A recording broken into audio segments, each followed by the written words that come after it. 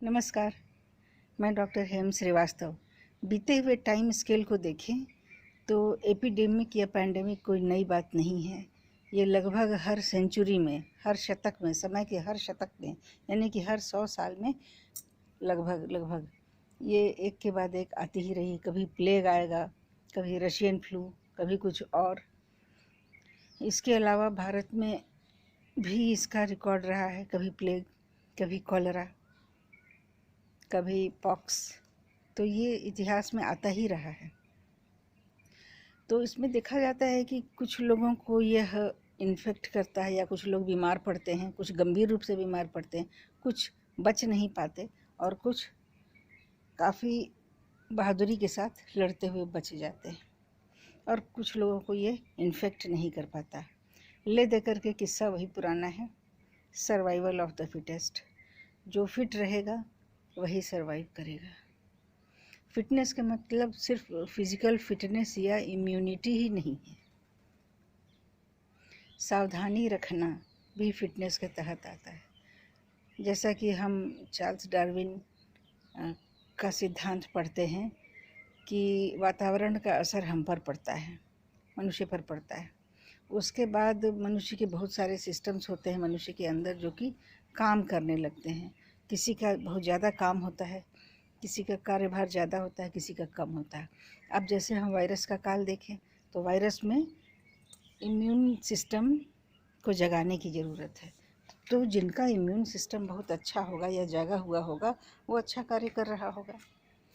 तो वैसे में वायरस उनको कम परेशान कर रहा होगा, उनके अंदर जा कर के भी जल्दी निकल आएगा, जा कर के साइकिल को ख़त्म करेगा या फिर उनको थोड़ी तकलीफ़ दे कर के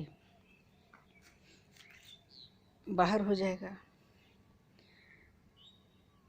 तो हम देख रहे हैं कि एक ही घर में अगर कई लोग इन्फेक्टेड हैं या एक ही मोहल्ले में, बस्ती में कई लोग इन्फेक्टेड हैं तो कुछ लोगों को हल्के सिम्टम्स आते हैं, कुछ को भारी सिम्टम्स आते हैं, कुछ के लिए जान का खतरा हो जाता है। तो इसकी वजह ये भी है कि इम्यूनिटी अलग अलग स्तर पर है। जिससे ज़्यादा इम्यूनिटी है, जिसके ब्लड में एंटीबॉडीज़ ज़्यादा है, नेचुरली फॉर्मेशन हो चुका है, उनको कम खतरा आता है, हल्के सिम्टम्स आकर के चले जाते हैं। और जिनमें इम्यूनिटी की कमी है वो ज़्यादा खतरे में रहते हैं, उनमें सिम्टम्स ज़्यादा आते हैं। सबसे पहले वायरस का वायरुलेंस उन पर ज़्यादा अटैक करता है, उन पर सिम्टम्स पहले आएंगे, गहरे आएंगे और उनको खतरा भी, रिस्क फैक्टर भी ज़्यादा होगा। तो ये सीधा सीधा ये दिखाता है कि फ़िटनेस किस में है। जिसमें ज़्यादा फिटनेस है उसमें कम असर है, जिसमें कम फिटनेस है उसमें ज़्यादा असर है। और कुछ लोग अपने बचाव पर बहुत ध्यान देते हैं, अपने बचाव पर, दूसरों के बचाव पर, लोगों के बचाव पर। कुछ 2 गज की दूरी, मास्क है ज़रूरी को मानते हैं। उसके अलावा लगातार सफाई भी रखते हैं, हाथ लगातार धोते रहने, सैनिटाइज़र का प्रयोग या साबुन का प्रयोग, धूप का प्रयोग। हर समय वायरस के मद्देनज़र अपना बचाव करते हैं और लोगों के बचाव को उन्मुख करते हैं। लेकिन कुछ हमें ज़रूर कुछ लापरवाह लोग भी मिलेंगे, तो ये भी फिटनेस के तहत आता है। अगर हमने लापरवाही रखी मतलब हमें कहीं ना कहीं फिटनेस की कमी है। हमें अलर्टनेस जो है ये भी फिटनेस है। कुछ अगर वायरस के पकड़ लेने के बाद भी, इन्फेक्ट हो जाने के बाद भी थोड़ा टालते हैं, कुछ समय तक टालते हैं, अच्छा कल देखेंगे, परसों देखेंगे, या इस तरह से बीमारी को 15 दिन, 20 दिन, 10 दिन तक पहुंचा देते हैं, या डॉक्टरी परामर्श लेने को तैयार नहीं होते जल्दी कि कुछ दिन देख लें, हो सकता है ये साधारण सर्दी जुकाम हो। 8-10 दिन लेट कर देते हैं तो वैसे में खतरे को बुला लेते हैं। तो ये जो हमारा जो लेट लतीफ़ी है या जो अलर्टनेस की कमी है, कहीं ना कहीं ये भी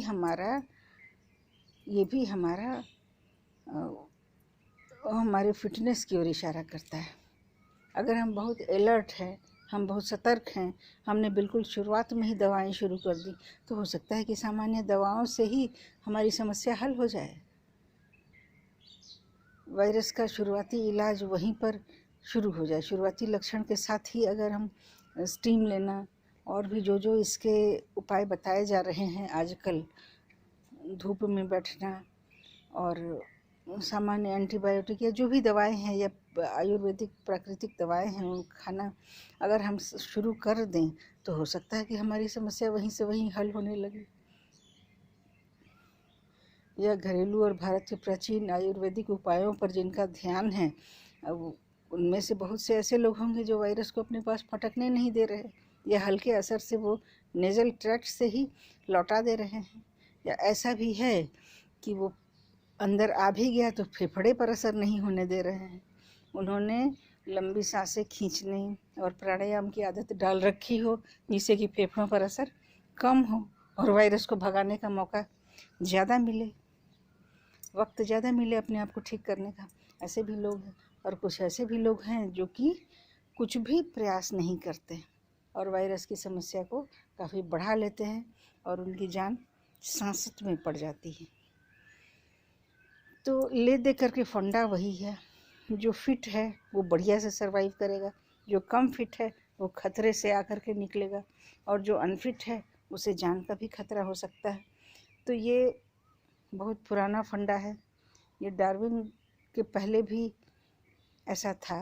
डार्विन ने हमें बताया या इस फॉर्मूले को निकाला वो अलग बात है, लेकिन ये बात ऐसे भी चिरंतन सत्य है कि जो फिट है, जो स्वस्थ है शारीरिक मानसिक और रूप से और अपनी चेतना से, वो ज़्यादा बढ़िया तरीके से सरवाइव करेगा, ज़्यादा बढ़िया तरीके से जिएगा और उसके जीने की सुनिश्चितता और लोगों के बनिस्बत ज़्यादा होगी।